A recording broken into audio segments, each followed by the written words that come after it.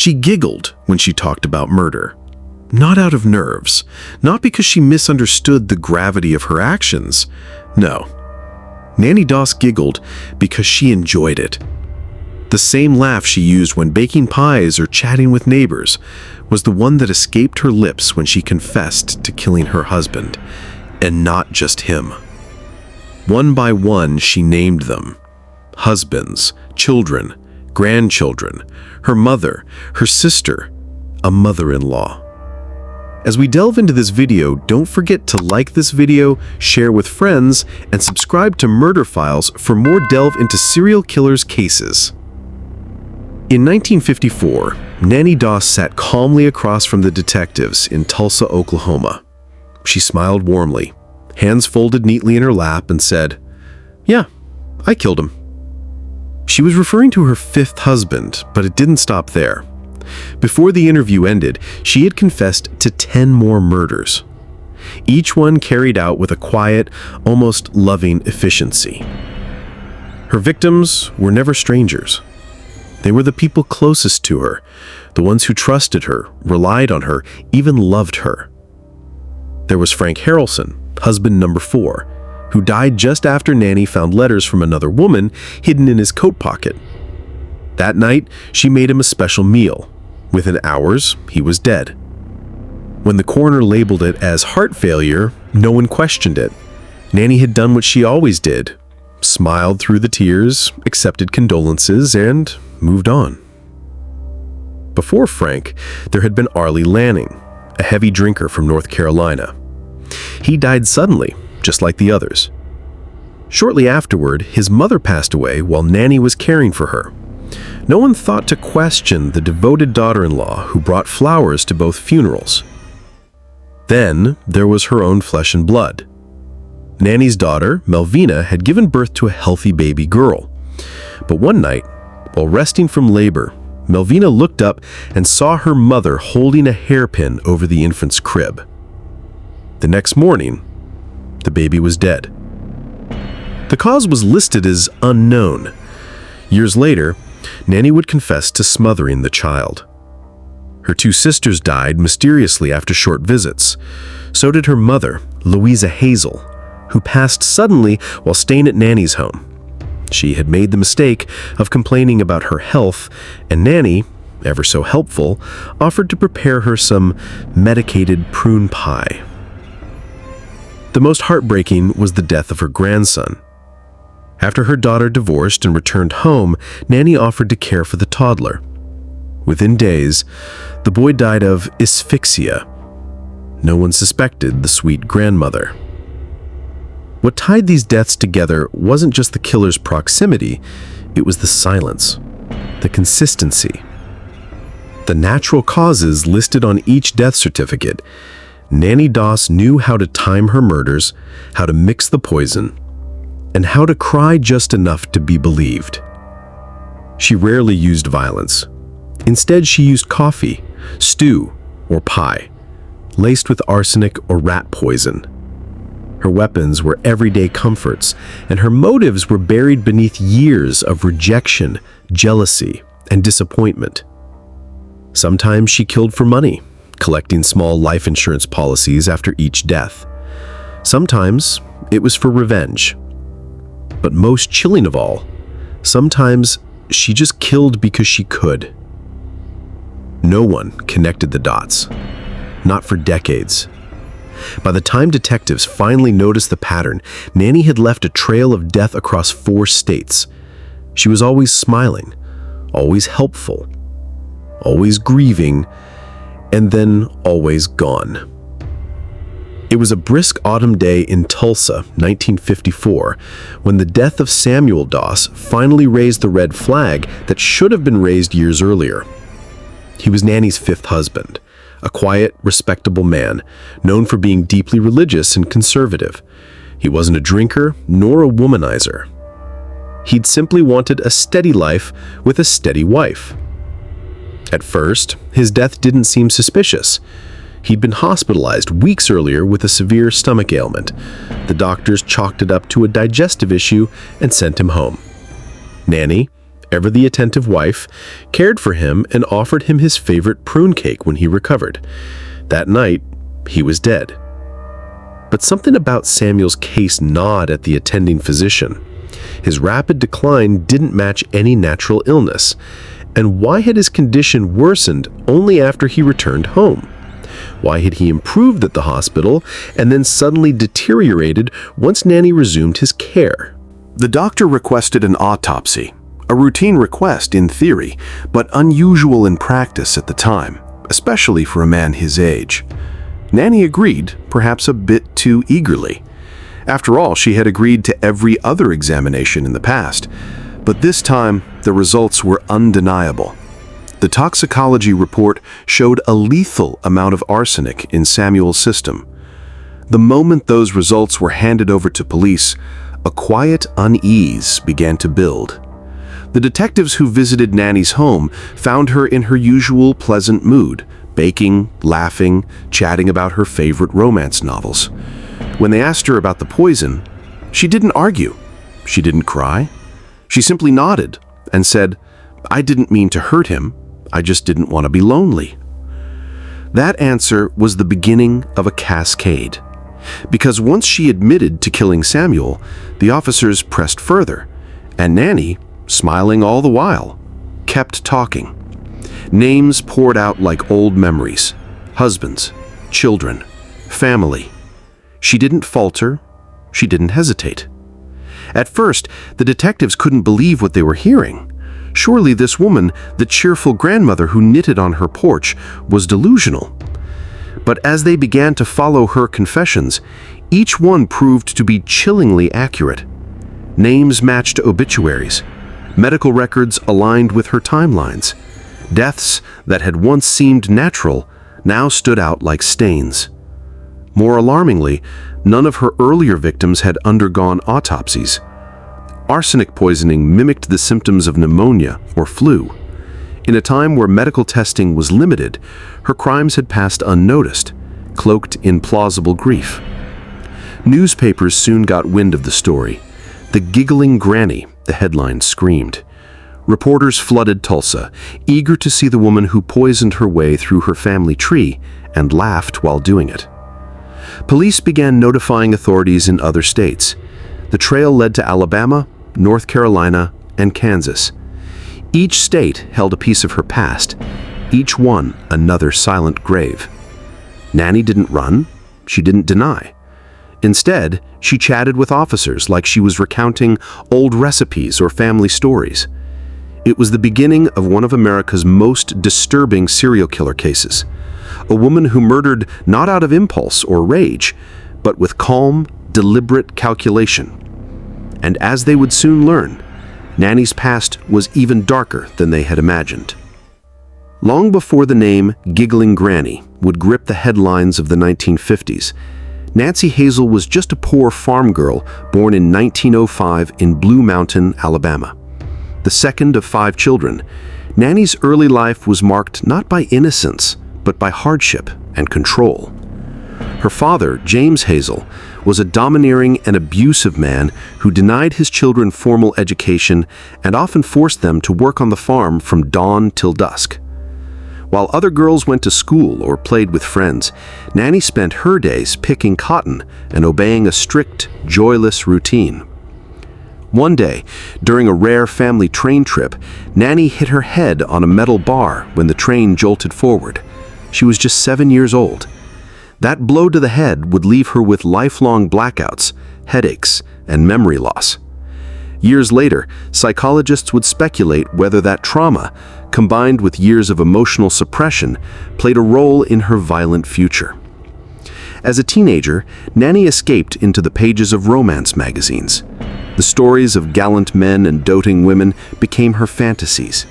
She especially loved the Lonely Hearts columns, where men and women advertised for love. Those columns, decades later, would become her hunting ground. Her first marriage was to Charlie Braggs, a coworker at the local linen factory. She was only 16. Her father approved because Charlie lived with his mother, an arrangement that kept Nannie under another woman's thumb. That marriage produced 4 children, but was quickly poisoned by infidelity, alcoholism, and suspicion. 2 of their children died under mysterious circumstances. Charlie, unnerved, took their oldest daughter and fled. The divorce set the tone for what followed. With each new marriage, Nannie presented herself as the perfect housewife, affectionate, dependable, and nurturing. But inside, a storm brewed. Her disappointment in love turned to quiet rage. If a man cheated, lied, or simply bored her, she found a way to rid herself of him. She married and buried Frank Harrelson, Arlie Lanning, Richard Morton, and finally Samuel Doss. None of them lived to talk about it. Each death was quiet, each was written off, and Nannie always seemed to bounce back, remarried within months. What made her all the more dangerous was her charm. She was the perfect deception. She smiled in photographs. She told jokes. She kept a tidy home. Her neighbors remembered her as the sweetest woman on the block. No one suspected that her kindness came with a spoonful of arsenic. Her preferred method of killing? Poison. Reflected her personality. Patient, untraceable, and quiet. Arsenic didn't scream. It mimicked illness, turned skin pale, and silenced its victims slowly. Nannie used it with precision, often mixing it into meals or drinks prepared lovingly by her own hands. Behind her mask was a mind shaped by years of repression, loneliness, and fantasy. When reality failed to meet her expectations, she eliminated it, one person at a time. No rage, no blood, just a smile, a laugh, and a deadly goodbye. By the time police peeled away the layers of her history, they realized that Nannie Doss hadn't just tricked her victims. She had fooled an entire country for over 30 years. Nannie Doss didn't kill in a fit of rage. She didn't strike with knives or shoot in bursts of emotion. Her method was slow, methodical, and terrifyingly domestic. She killed with what she called kindness, a slice of pie, a warm cup of coffee, a hearty stew laced with poison. Her weapon of choice? Arsenic. And when arsenic wasn't available, she used rat poison. Both were easy to obtain in the 1930s and 1940s, especially for a woman running a household. That was the first layer of her invisibility. No one suspected the homemaker, and no one questioned sudden deaths that mimicked common illnesses.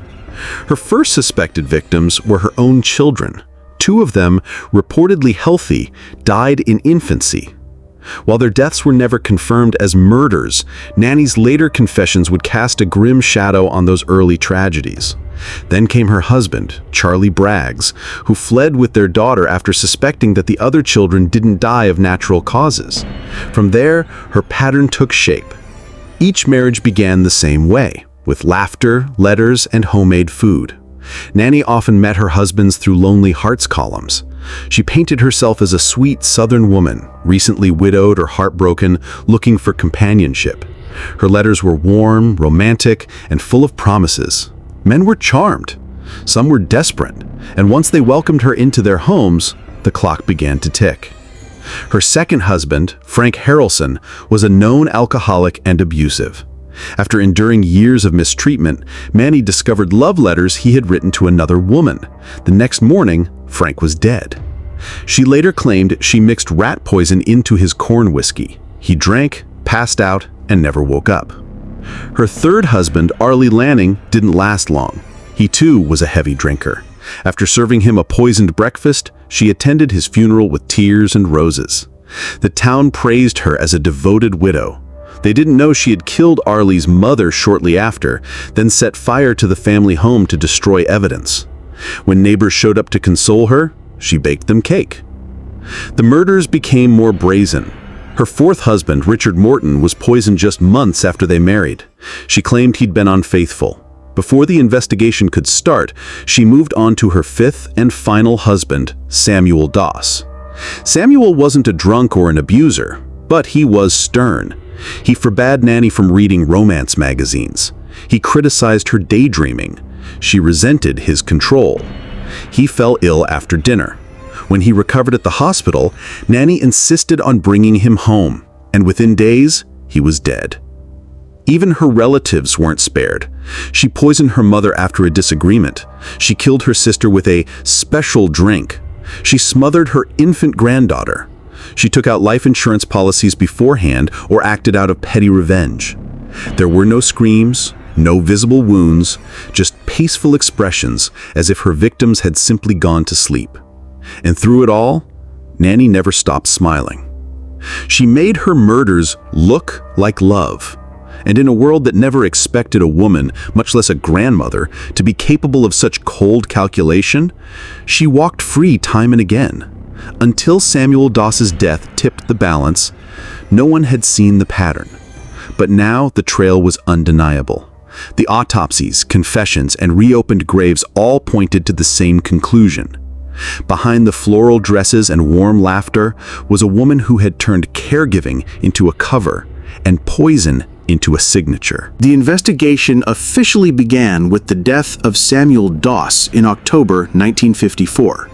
After the autopsy confirmed arsenic poisoning, detectives in Tulsa, Oklahoma were handed a riddle wrapped in pleasantries.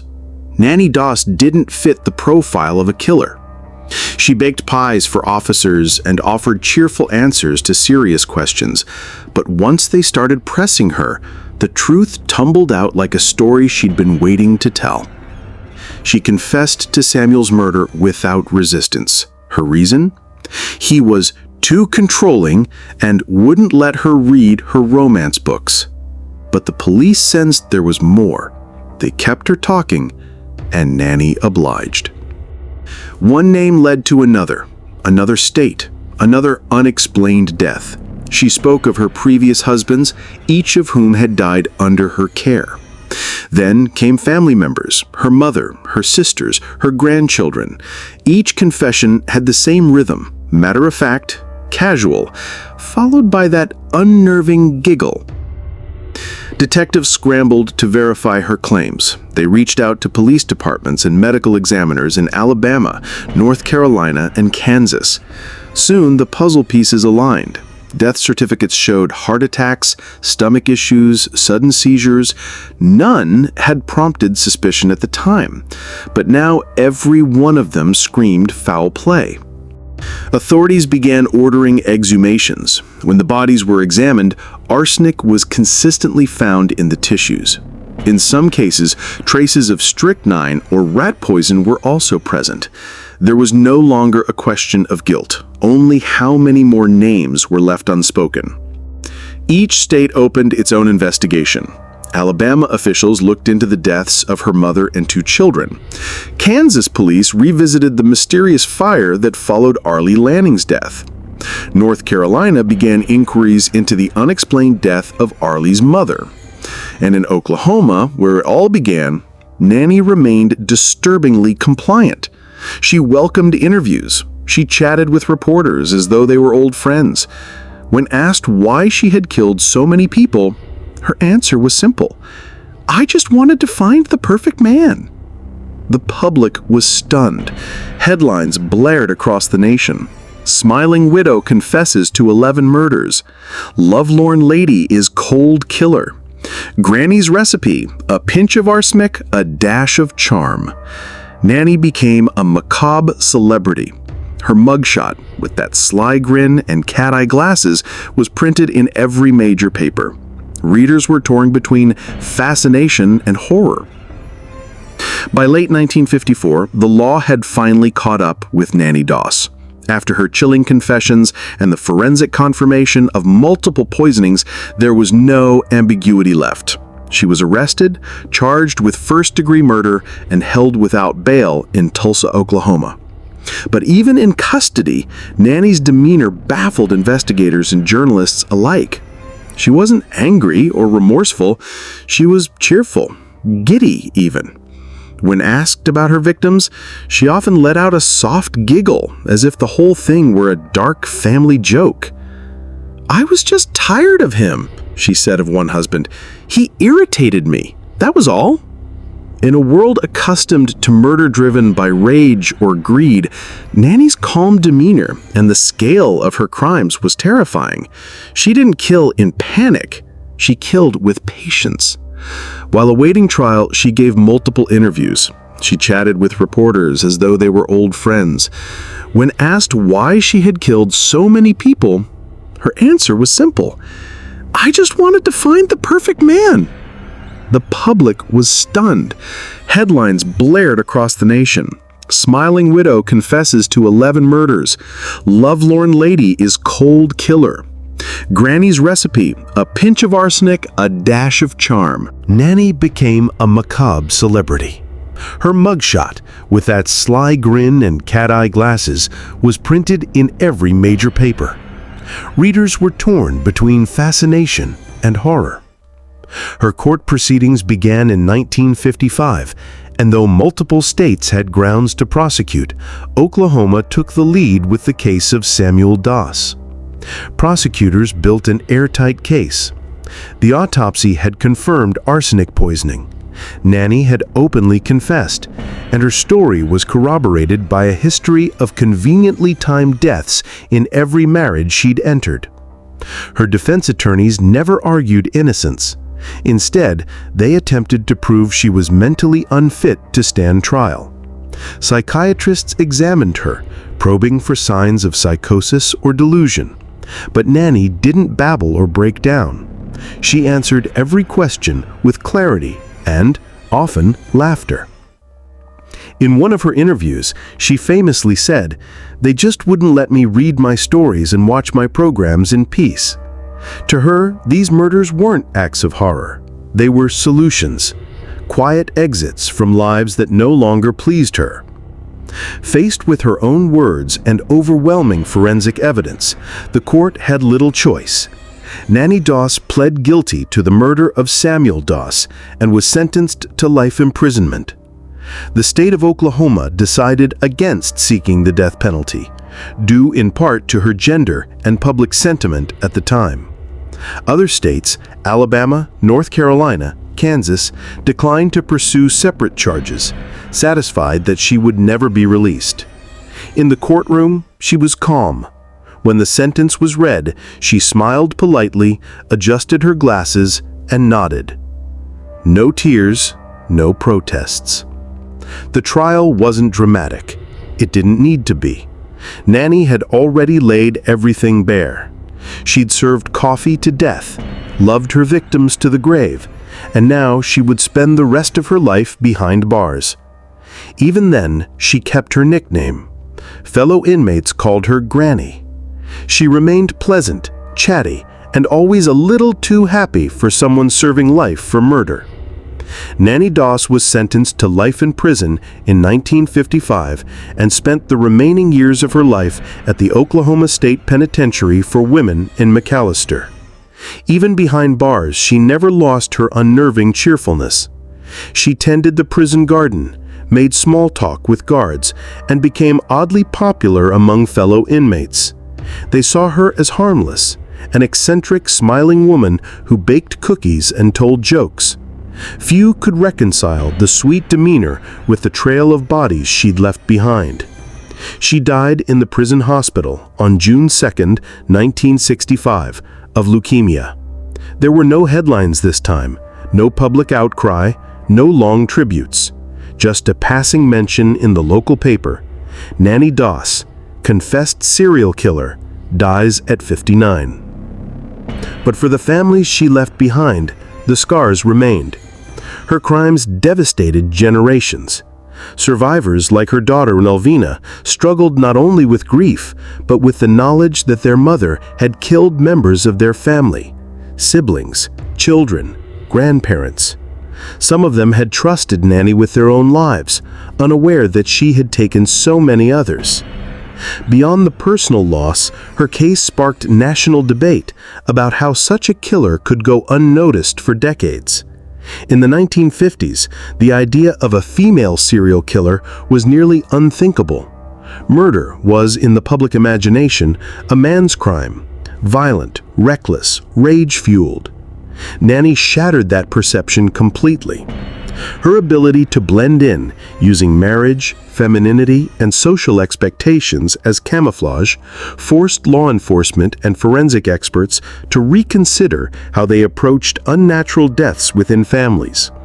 In the years that followed, there was a slow but steady change. Autopsies became more common. Insurance payouts for spousal deaths began to face stricter scrutiny. Medical examiners were urged to look twice at sudden, unexplained deaths, especially when a pattern was suspected.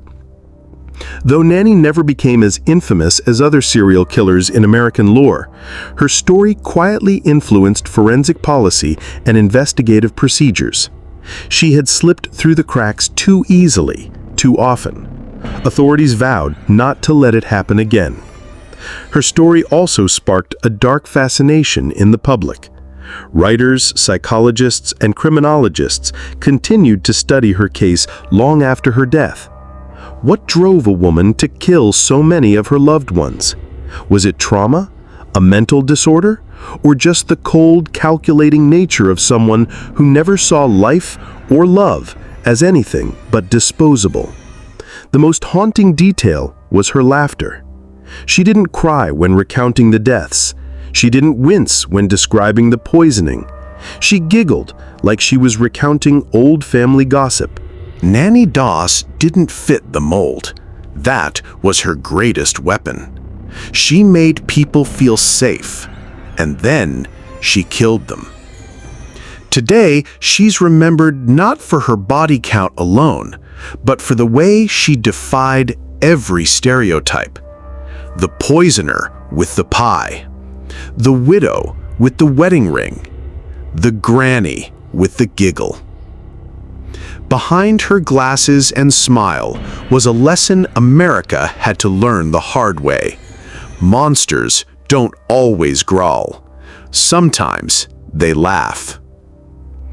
What do you think truly drove Nannie Doss to murder her own family?